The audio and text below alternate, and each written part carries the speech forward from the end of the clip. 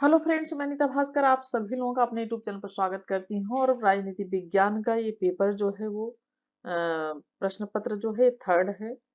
ठीक है, ये थर्ड जिसमें कि 75 क्वेश्चन है। ये 2017 का पेपर है क्योंकि 2018 से पैटर्न चेंज हुआ था, तब से दो ही पेपर होने लगे थे, पहले 3 पेपर होते थे जैसा कि। तो इसमें 75 प्रश्न है, तो मैं आज की वीडियो में 35 प्रश्न और फिर सेकंड वीडियो में 35 प्रश्न जो है नेक्स्ट वाली वीडियो जो होगी उसमें करा दूंगी। नहीं तो 75 प्रश्न काफी फिर लंबा हो जाएगा वीडियो। तो आशा करती हूँ वीडियो आपको पसंद आएगी। और ये है 2017 का पेपर। ठीक है, जनवरी का। ठीक है, पिछली वीडियो में मैंने जनवरी 2017 का जून का डाला था शायद 50 क्वेश्चन। सेकेंड पेपर जनवरी का ही था 17 का, लेकिन सेकेंड पेपर था। ठीक है, 50 प्रश्न थे इसमें और इसमें है 75। चलिए इसमें 35 प्रश्न हल करते हैं और आशा करती हूँ वीडियो आपको पसंद आएगी। लाइक शेयर कमेंट जरूर करेंगे और जरूर वीडियो जो है ये क्वेश्चन हल करेंगे। ठीक है, इससे आपको मदद मिलेगी आपको प्रश्नों को हल करने में। ठीक है, चलिए तो फर्स्ट क्वेश्चन पे चलते हैं। और अगर चैनल पे नए हैं तो सब्सक्राइब जरूर कर लीजिएगा, बेल आइकन प्रेस कर लें जिससे नई वीडियो की नोटिफिकेशन आपको मिलती रहे। तो फर्स्ट क्वेश्चन पे चलते हैं और इस प्रश्न पत्र में जैसा कि 75 है बहुविकल्पीय प्रश्न। तो फर्स्ट है, निम्नलिखित में से यह किसने कहा है राजनीतिक सिद्धांत का एक महत्वपूर्ण कार्य केवल राजनीतिक व्यवहार को दर्शाना नहीं है, बल्कि यह भी दर्शाना होता है कि इसका क्या अर्थ है। यह दर्शाने के लिए किसी प्रथा का क्या अर्थ है अथवा इसका क्या अर्थ होना चाहिए। राजनीतिक सिद्धांत उसको बदल सकता है, वह जो वह है। ठीक है, किसने कहा ये? G.H. सेबाइन, लियो स्ट्रॉस, माइकल ऑक्सफोर्ड या इसाइल बर्ने। और राइट ऑप्शन जो उसका हो जाएगा फ्रेंड्स, ये हो जाएगा ऑप्शन इसका ए। किसने कहा ये? सेबाइन का ये कथन है। ठीक है, नेक्स्ट है, निम्नलिखित में से किसने इस विचार का खंडन किया कि मानव व्यवहार का यथेष्ट रूप में वर्णन शामिल कर्ता के आशय, उद्देश्य और कारणों के संदर्भ के बिना भी किया जा सकता है? पीटर विंच, सी हुल, डी हुम, आर ए डहर। और इसका जो राइट ऑप्शन हो जाएगा ऑप्शन ए हो जाएगा पीटर विंच। तो मानव व्यवहार का यथेष्ट रूप में वर्णन शामिल करता के जो है अपयश, उद्देश्य, कारण और संदर्भ के बीच किया सकता है। और इसका जो है पीटर विंच ने इसका जो है वो किया है। ठीक है, नेक्स्ट है, सूची फर्स्ट को सूची सेकंड से सुमेलित कीजिए तथा नीचे दिए गए कूट में से सही उत्तर का चयन कीजिए। लेखक है, एक तरफ अवधारणाएं हैं। John Rawls, equality of what. John C Harsanyi, primary goods रिक्सीडर्स। Richard J Arneson, justice a fairness. Alex Callinicos, the maximin principal.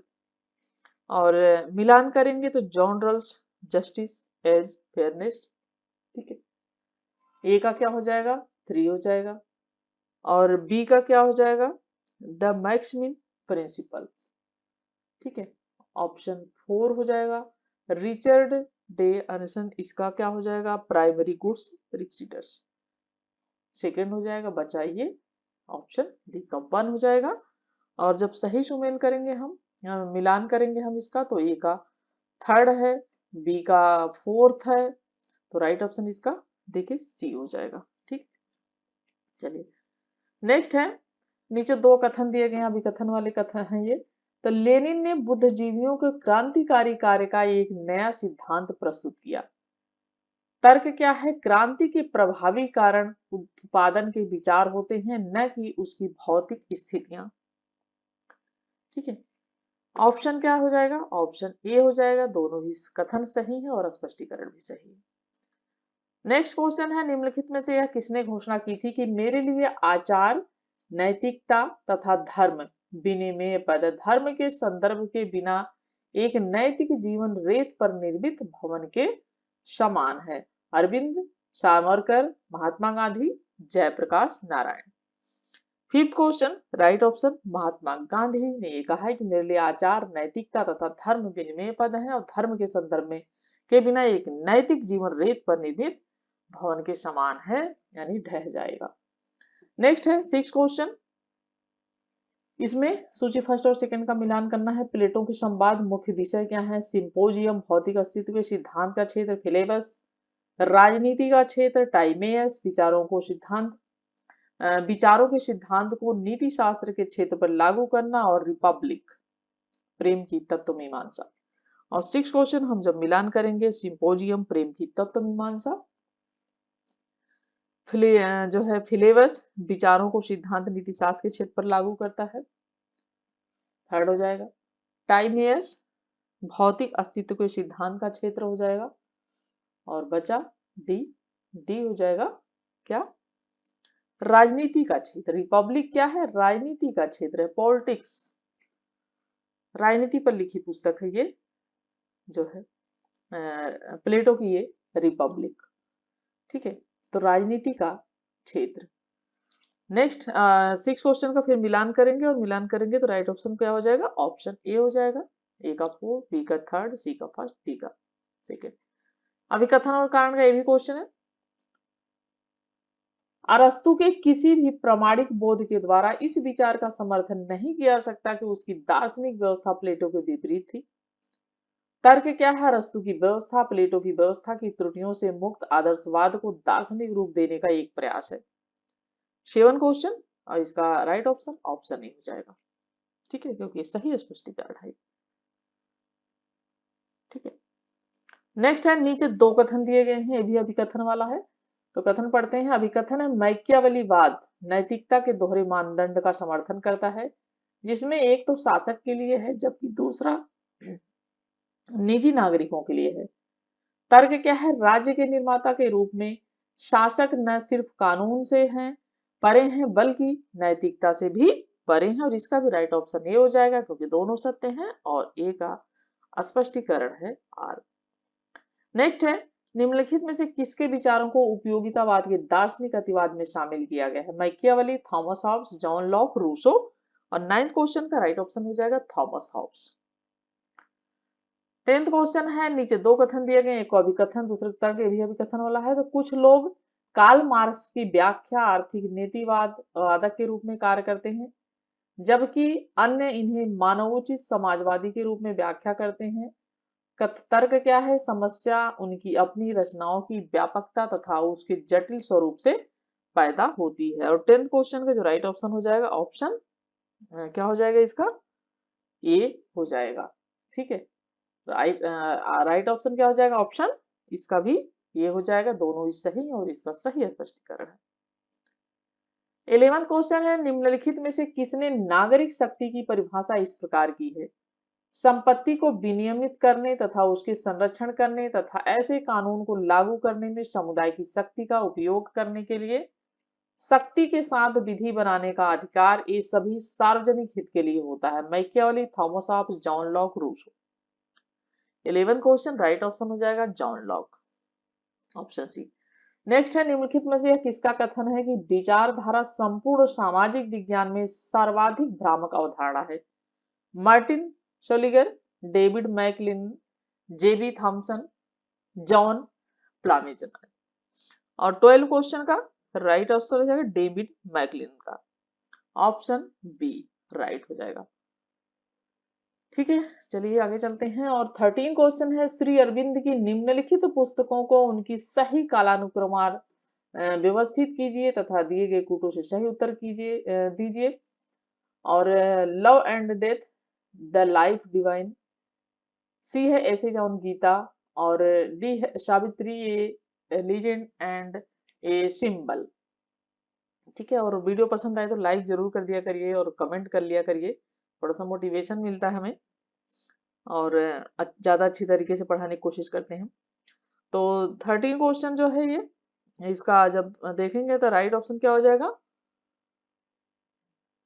Love and death, the life divide, उसके बाद एसेज ऑन गीता, ये सावित्री, फिर एसेज ऑन गीता, इस तरीके से सही इसकी व्यवस्थित करेंगे। तो राइट ऑप्शन क्या हो जाएगा? ए हो जाएगा। ए, बी, डी और सी। नेक्स्ट है, उदारवाद के विषय में निम्नलिखित में से कौन सा कथन सही नहीं है? उदारवादी विचार व्यक्तियों के आवश्यकताओं एवं हितों पर ध्यान केंद्रित करते हैं, न कि किसी समूह अथवा समष्टि के। बी है उदारवादी ऐसे समाज का निर्माण करना चाहते हैं जिसमें प्रत्येक व्यक्ति अपनी क्षमता का पूर्ण रूपेण विकसित तथा समृद्ध करने में सक्षम हो। सी है उदारवादी सार्वभौमवाद में यह विश्वास नहीं करते कि प्रत्येक व्यक्ति की समान नैतिक योग्यता होती है। उदारवादियों के लिए व्यक्तिगत स्वतंत्रता सर्वाधिक राजनीतिक मूल्य है, ऑप्शन डी है। और 14 क्वेश्चन का राइट ऑप्शन सी हो जाएगा कि उदारवादी सार्वभौमवाद में यह विश्वास नहीं करते कि प्रत्येक व्यक्ति की समान नैतिक योग्यता होती है। ठीक है, चलिए और नेक्स्ट है, निम्नलिखित में से कौन इस बात से सहमत है कि किसी सभ्य समुदाय के किसी सदस्य के ऊपर अधिकृत रूप से शक्ति का उपयोग करने का एकमात्र उद्देश्य अन्य को नुकसान पहुंचाने से रोकना है। James Mill, Jeremy Bentham, JS Mill या जेबी प्रिस्टली। और 15 question right option C JS Mill. Next है, वर्ष 1960 में आलमंड तथा पावेल द्वारा संरचनात्मक प्रकार्यात्मकवाद का अनुप्रयोग निम्नलिखित में से किसका अनुप्रयोग था? ए है ईस्टर्न की राजनीतिक व्यवस्था का ढांचा, बी है दहल का बहुतंत्र, और सी है लुशियन पाई का आधुनिकीकरण सिद्धांत, और डी है रोस्टो का विकास के चरण का सिद्धांत। और 16 क्वेश्चन का राइट ऑप्शन ए हो जाएगा ईस्टर्न की राजनीतिक व्यवस्था का ढांचा। नेक्स्ट है, अर्थशास्त्र मूल्य मुक्त है परंतु राजनीतिक अर्थव्यवस्था 18वीं सदी के वैचारिक पराजय के संदर्भ में शुरू होती है। यह निम्नलिखित में से किसकी टिप्पणी है? Marx, Keynes, Schumpeter, Amartya Sen. 17 question right option हो जाएगा शुम्पीटर। तो शुम्पीटर ने कहा कि अर्थशास्त्र मूल्य मुक्त है परंतु राजनीतिक अर्थव्यवस्था 18वीं सदी के वैचारिक पराजय के संदर्भ में शुरू होती है। नेक्स्ट है, निम्नलिखित में से कौन उदारवादी संविधानवाद का अभिन्न अंग नहीं है? व्यक्तिगत स्वतंत्रता, सहिष्णुता तथा संपत्ति, बहुमतवाद, अल्पसंख्यकों के अधिकार। 18 क्वेश्चन का राइट ऑप्शन सी हो जाएगा बहुमतवाद। बहुमतवाद उदारवादी संविधानवाद का विभिन्न अंग नहीं है।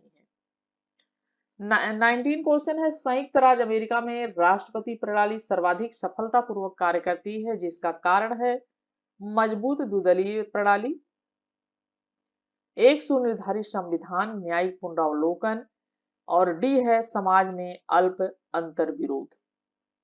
19 क्वेश्चन का राइट ऑप्शन डी है समाज में अल्प अंतर्विरोध। यानी समाज में अल्प अंतर्विरोध के कारण संयुक्त राज्य अमेरिका में राष्ट्रपति प्रणाली जो है सर्वाधिक सफलतापूर्वक क्या करती है? कार्य करती है। 20 क्वेश्चन है, ग्रेट ब्रिटेन में हाउस ऑफ लॉर्ड्स को मुख्यतः रखा गया है। यह हाउस ऑफ कॉमन्स के समान ही महत्वपूर्ण है। यह नियंत्रण एवं संतुलन की महत्वपूर्ण भूमिका निभाता है। सी है यह न्यायालय के रूप में कार्य करता है, और डी है यह एक संस्था के रूप में बनाए रखा गया है। 20 क्वेश्चन का राइट ऑप्शन डी है यह एक संस्था के रूप में बनाए रखा गया है। ठीक है, तो ग्रेट ब्रिटेन में हाउस ऑफ लॉर्ड्स को मुख्य एक संस्था के रूप में रखा गया है। अभिकथन और कारण। तो अभिकथन क्या है? हटिंगटन का यह कहना सही है कि अमेरिकी राष्ट्रपति के राज्य तथा सरकार की भूमिका सम्मिलन एक मध्ययुगीन प्रथा है। तर्क क्या है? यह ऐसा इसलिए है क्योंकि अन्य लोकतंत्र में ये दो भूमिकाएं एक साथ जुड़ी नहीं। राइट ऑप्शन क्या हो जाएगा? ऑप्शन ए हो जाएगा, दोनों ही सही है और स्पष्टीकरण भी सही है। पिछले 100 वर्षों में, नेक्स्ट है, पिछले 100 वर्षों में उदारवादी लोकतंत्रों में न्यायिक शक्ति का विकास हुआ क्योंकि संविधानों के द्वारा न्यायपालिका को अधिक शक्तियां दी गई हैं। शक्ति के पृथक्करण की स्वीकृति, संयुक्त राष्ट्र संघ के निर्देश, मानव अधिकारों की रक्षा। 22 राइट ऑप्शन डी हो जाएगा, मानव अधिकारों की रक्षा। तो पिछले 100 वर्षों में उदारवादी लोकतंत्र न्यायिक शक्ति का विकास है क्योंकि मानव अधिकारों की जो है रक्षा की बात है। तो मानव अधिकारों की रक्षा के कारण पिछले 100 वर्षों उदारवादी लोकतंत्र न्यायिक शक्ति का विकास हुआ है। 23 क्वेश्चन है, पर्यावरण संबंधी हरित दलों का उद्भव निम्नलिखित में से किससे हुआ? मुख्य धारा के राजनीतिक दलों से पृथक होकर, लोकमत का दबाव, भूमंडलीय चेतना का उभार, नवीन सामाजिक आंदोलन। 23 क्वेश्चन, राइट ऑप्शन डी हो जाएगा नवीन सामाजिक आंदोलन के कारण पर्यावरण संबंधी हरित जो है दलों का उद्भव हुआ है। 24 क्वेश्चन है, दुवर्गर के सिद्धांत के अनुसार, दुवर्गर के सिद्धांत के अनुसार द्विदलीय प्रणाली निम्नलिखित में से किससे उभर कर आई है? प्रतिनिधित्व संसदीय प्रणाली, एक रूप राजनीतिक व्यवस्था, कल्याणकारी राज्य, बहुसंख्यकवादी राजनीतिक प्रणाली। और 24 राइट ऑप्शन हो जाएगा बहुसंख्यक राजनीतिक प्रणाली। नेक्स्ट है, राजनीतिक सांस्कृतिक की अवधारणा का सबसे पहले प्रयोग निम्नलिखित में से किसने किया था?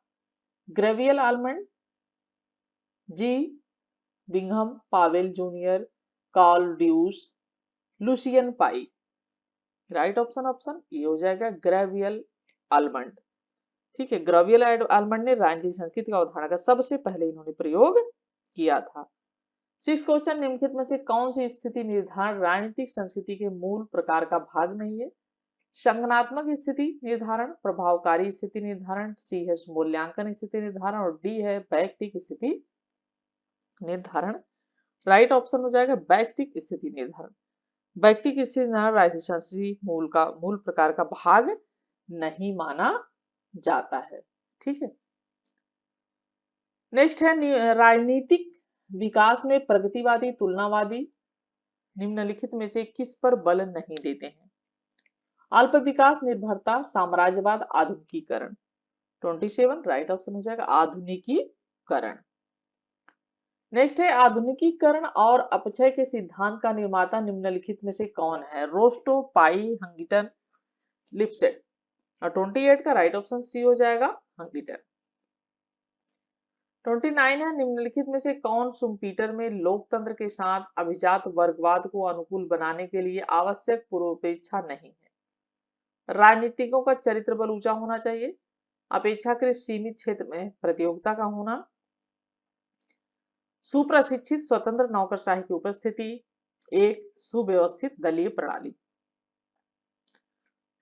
29 राइट ऑप्शन हो जाएगा ऑप्शन डी, एक सुव्यवस्थित दलीय प्रणाली।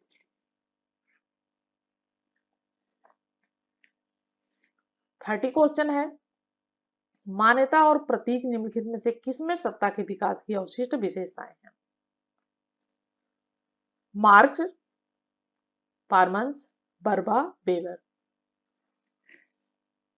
ऑप्शन डी राइट हो जाएगा वेबर।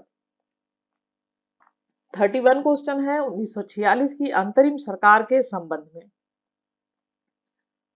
निम्नलिखित में से क्या सही नहीं है पूछा है?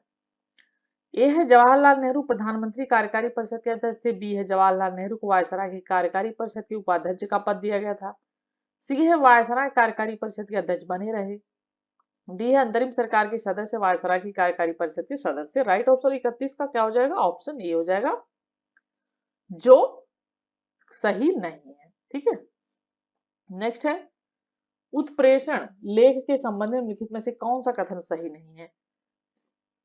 कोई उच्च न्यायालय अपनी प्रशासनिक हैसियत से स्वयं के विरुद्ध याचिका जारी कर सकता है, बी है किसी उच्च न्यायालय की खंडपीठ उसी उच्च न्यायालय की अन्य खंडपीठ की याचिका जारी कर सकती है, और सी है कोई उच्च न्यायालय किसी अन्य न्यायालय को याचिका जारी नहीं कर सकता, डी है यदि कोई उच्च न्यायालय अपने क्षेत्राधिकार में अवस्थित किसी न्यायाधिकार को उत्प्रेषण लेख जारी कर सकता है। 32 का राइट ऑप्शन हो जाएगा ऑप्शन बी, ये क्या है? सही नहीं है। ठीक है, और सारे सही हैं। नेक्स्ट है, निम्नलिखित में से किस मामले में उच्चतम न्यायालय ने अवतरित परमादेश सिद्धांत का उपयोग किया था? एसपी गुप्ता बनाम भारत संघ, सुनील बत्रा फर्स्ट बनाम दिल्ली प्रशासन, विनीत नारायण बनाम भारत संघ और सगीर अहमद बनाम उत्तर प्रदेश राज्य। राइट ऑप्शन है ऑप्शन सी, विनीत नारायण बनाम भारत संघ मामले में भारत के उच्चतम न्यायालय ने अविरत परमादेश के सिद्धांत का उपयोग किया था। ठीक है, अविरत है, और ऑप्शन सी राइट हो जाएगा। नेक्स्ट है, पॉकेट बीटों का उपयोग करने वाले भारत के प्रथम राष्ट्रपति थे। क्वेश्चन बहुत बार पूछा जाता है, तो जरूर ध्यान रखना, टीजीटीपीटी आदि के एग्जाम में भी ये पूछा जाता है, नेट में भी देखिए पूछा गया है। तो पॉकेट बीटो का उपयोग करने वाले भारत के प्रथम राष्ट्रपति कौन थे? जाकिर हुसैन, संजीव रेड्डी, आर वेंकटरमन, ज्ञानी जैल सिंह। राइट ऑप्शन क्या हो जाएगा? 24 का ऑप्शन डी, ज्ञानी जैल सिंह। ज्ञानी जैल सिंह ने बीटो का प्रयोग किया था। 35 है, निम्नलिखित में से यह किसने कहा था कि भारतीय संघवाद एक नए प्रकार का संघ है और अपनी विशिष्ट आवश्यकताओं को पूरा करने वाला? ग्रेनविल अस्टिन, आइवर जेनिक्स, अलेक्जेंड्रोविच और रोनाल्ड वाट्स।